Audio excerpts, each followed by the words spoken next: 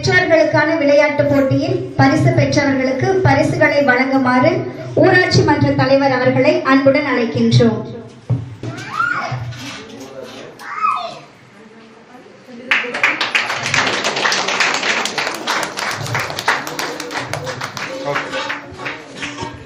இரண்டாம் பரிசு தர்ஷிகா அம்மா.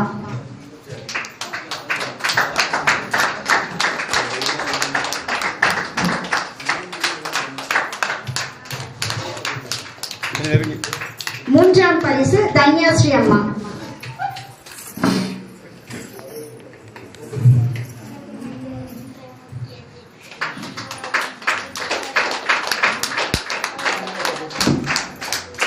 பரிசுகளை வழங்கிய ஊராட்சி மன்ற தலைவர் அவர்களுக்கு நன்றிகள்.